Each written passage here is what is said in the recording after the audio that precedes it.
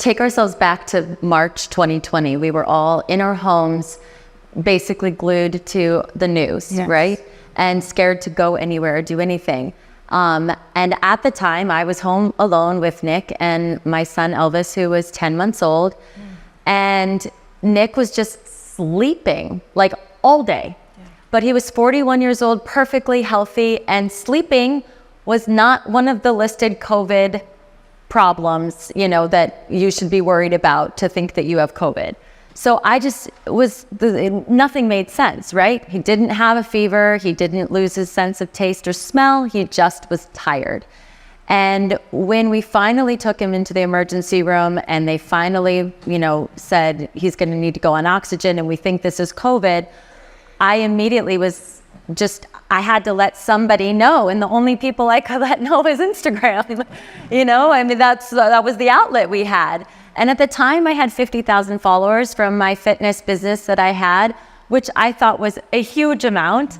And so I just started talking about, you know, this is my situation right now. If anyone else is at home sleeping on their couch, you know, maybe you should get a test or get checked. And that's how it started. I continued because what we learned here today, or what we learn, I think, when we grieve, is that there is nothing like having a community behind you when you are going through something. I learned that at the time. I didn't know how important it was to have people behind you every day. And my 50,000 started to turn into 100,000, 200,000. By the time Nick died, I had 30,000 people joining me on lives to sing every single day. I mean, imagine that support. It changed me forever. I'll never forget it. It's hard. You guys, I'm on a television show that is live every day except for Friday. That's a secret information. We tape Thursday for Friday. And my son is 4 years old now, and he, I know we'll talk about it, but he's sort of trying to now understand what happened to his dad and that he doesn't have a dad. Yeah, it's okay. We got you. We got you, Annie. For some reason, I mean, he always brings it up on the way to preschool. And I drop him off for preschool, and I have to go right to work. Right. And it is so hard some days, because some days it just like, you just shut down and you don't want to talk about it, or you just like shut down and you don't want it to enter your world, but then you're in like a horrible mood. And so it's like, and I feel like my energy is usually so high that when my energy is low, my hair and makeup team is like, they like don't know how to deal with me. And again, and this is something I think we'll talk about too, is just like, how many times can I be like, I'm just having a bad grief day, like, you know, or just like another thing happened. But I've gotten really good at just saying that, you know, especially to my co-hosts. I had to say it the other day, I was like, listen, Elvis had a day on playground where apparently a little girl was just like, why don't you have a dad? And where's your dad? And why, what does he mean it died? You know, he died. And poor little Elvis just like apparently just shut down and went quiet and walked away and started playing by himself. And as a mom, I heard this and I was like, who's the girl? I know I have pockets. I also, this dress has pockets and I brought tissues. Love a dress with pockets. Yes. Yes. I planned. Yes. All of that in saying that I had to get through the show, the live shows, 2 shows that day. It was a Thursday. And then I went home and I cried myself to sleep and I screamed at the ceiling to Nick. You know, hugged my stuffed animal that I still sleep with that is made out of Nick's robe. Oh. And went to bed. I mean, that's the life of being in the face of, you know, on camera. Well, from day one, I never, oh my gosh, well, I'll quickly tell this little story because it's just so beautiful. Nick passes away early in the morning and I came home and my girlfriend had been watching him.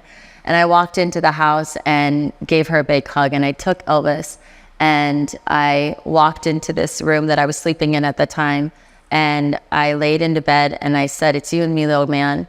And this little guy was 1 year old and he hugged me and fell asleep and passed out with me for 3 hours. And I swear it's because I feel like he knew. I feel like he knew there was a shift and he knew I needed cuddles. And it was beautiful. And so I feel like there's always been something about Elvis that understands that it's just me and him. Yeah. So I've never not talked about Nick, basically. I've never let it not be a part of our day or our life. Lately, like I said, I've had to start telling him why he doesn't have a dad on earth. Right. But there's a daddy that's up in heaven and is around him all the time, and he can talk to him all the time. And I'm sure that this conversation will grow and deepen over time. And that'll be a whole nother layer of grief that I haven't had to deal with yet. I'm starting to have to deal with it, but it's going to be another layer in the onion. Yeah. You know, I wrote Live Your Life because somebody told me to. Again, I didn't know what I was doing when this was happening. This was the first time I had anybody I loved in the hospital, so let alone an ICU, let alone somebody in a coma. So I was just like flying by the seat of my pants.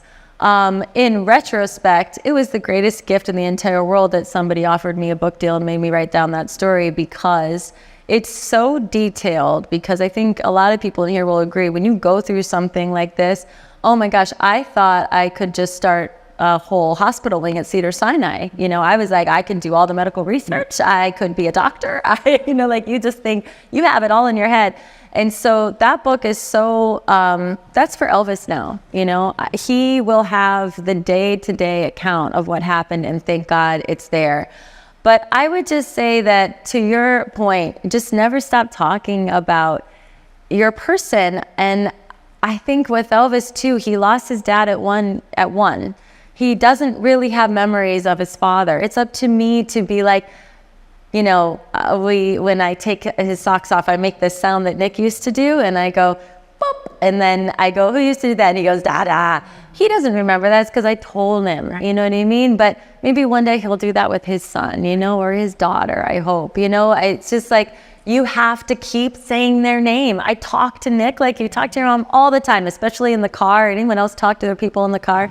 Oh my gosh, full on conversations. I hold his hand. I'm imagining. You do? Yeah, I sit there because I feel it. I feel his presence. So I'm like, okay. And I'm driving and I'm talking to him, telling him about Elvis. We play his music all the time. Also, I'm very, very lucky that Nick was an actor and a singer. We have so much video of him on Broadway, you know, recordings of his music. We're so lucky. And so another thing I would just say is take the pictures, take the videos, because I'm very lucky to have so many to show him. And I think about, like, if Nick was a accountant, you know, we wouldn't have this. So we wouldn't have all this precious, you know, it's true though. Think about it, you know, like, you know, my dad was an insurance salesman for 65 years of his life. He doesn't have videos of him at work, right, talking and walking, right, you know. Right. But I have video of Nick in rehearsals, video of Nick walking and singing and goofing around. It's like things I can show Elvis one day. It's magical. I think one that really comes to mind is when I get a DM from somebody that I don't even know, you know, a follower or something, and they say that, you know, they saw something that I said and it really helped them. It's a compliment, or it's a help, because I think, again, even I get in the public, you know, world, I get scared to like keep talking about it. Some days I'm completely fine. And some days I'm like, oh gosh, if I post another thing, are people just going to think like, oh, this poor girl, like, get over it already. And, you know, like, you can get in your own head and think that. And then, you know, so when you get that support going, thank you so much for speaking about this, or saying or sharing this little antidote or sentiment. It gives you the courage to keep talking about it, because I think, again, it's just something in our world that we can't keep talking about the people that we've lost and the pain that still is on a daily basis happening to us. And so that's really helpful. And then I would just say that Rabbi Steve Leder gave me the best advice, I think gives the best advice, that just be your true, authentic self to people who have lost somebody. Show up. If you're a baker, bake. If you're a comedian, tell the jokes. Like, don't change who you are. You're not trying to win the best drama performance in an acting grieving series. Right. You know, just come over, be the friend that you normally are to that person. And those people really helped me. Right. I love that. grief is a healing journey, and it's a journey that doesn't end, you know, because our life here on earth goes on. So we've lost our people, but we go on, and it never ends because we keep living life. You know, every time, it's like with my son, it's like every time he does something or I have to make a decision about something, I don't have, you know, Nick to discuss it with. And then, you know, that hits you. Or even just dropping him off at preschool and seeing, you know, another dad dropping their kid off. I'm like, you know, like it guts you. So our healing journey never stops. And I think that that's what is important to remember and to know, that you have to continually work on your healing. I am constantly doing wild and crazy healing things to very conservative, what you would say, you know, is normal. Just because I'm always constantly trying to heal, because I know it doesn't end. We don't get a trophy after a year that says you've completed it, you're done, you're healed from this grief. Like, it doesn't end like that. It doesn't ever end. Even if I find another person in my life one day, which I hope I do, it's going to be a whole nother thing that I'm about to work through. So I think that I think that's what I'd love people to take away, to know, the world to know, is that we have to continue helping people heal. Right. I started dancing at age 10. And I fell in love with musical theater and performing when the high school asked middle school students to be part of a production. They were doing a Fiddler on the Roof, and I got chosen to be one of the children in the show. And it was the dress rehearsal of Fiddler on the Roof, and I'll never forget it. We were singing the opening number, Tradition, and I was doing the choreography, and my arms came up, and I was like, I want to do this for the rest of my life. No kidding. Yeah. And I just knew I wanted to perform. And so when it was time to, you know, go to school, I, you know, begged and pleaded my parents to send me to some place that I would learn how, you know, I could be on Broadway, a musical theater conservatory, or a great college that had a musical theater program. And I don't know how I did it. They let me move to New York City at 18 years old and go to a musical theater conservatory so that I could pursue my dreams of being on Broadway. I don't know why they decided that they were going to let me do that, but they did, thank God. And then I was luckily enough successful. And so then the little girl goes off to New York, becomes a Broadway cast member, has this wonderful career, Rockette first, dreams come true.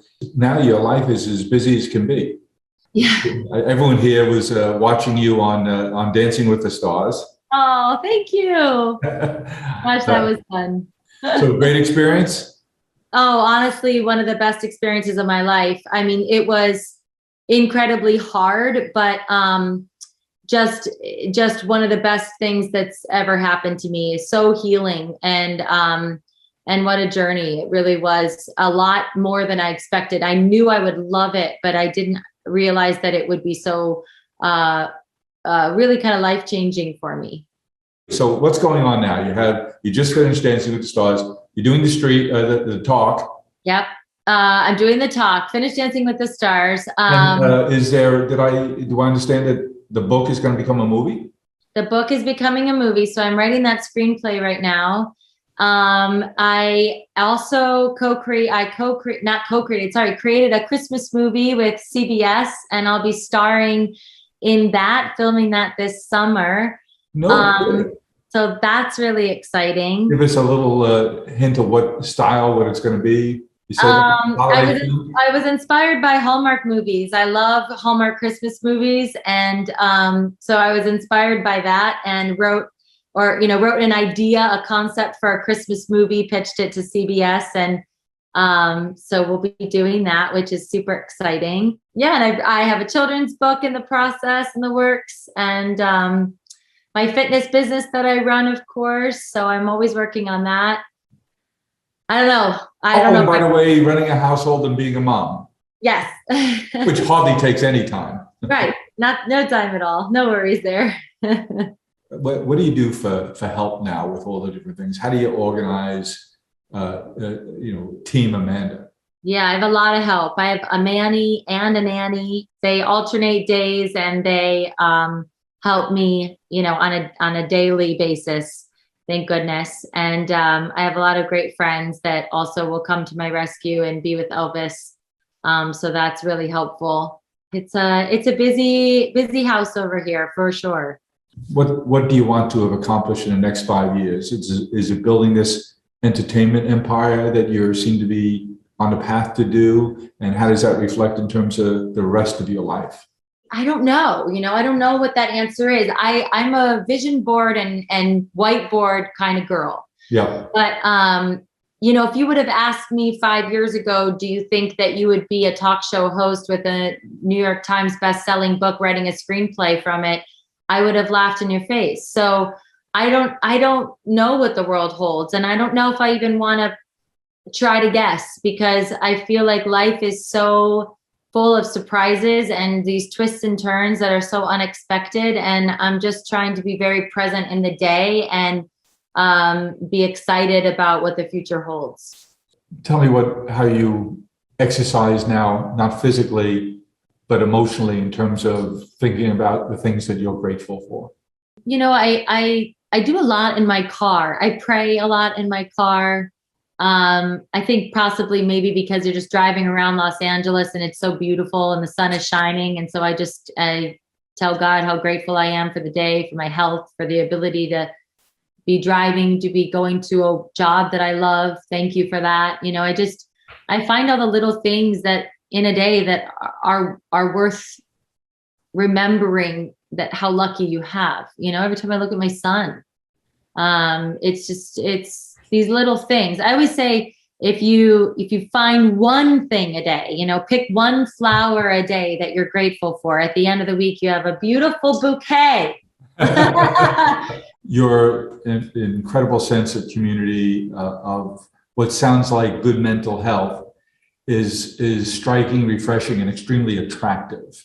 But at the same time, I sensed in your writing your sensitivity to the fact that there's lots of people around us that aren't as healthy as they should be and are lonely.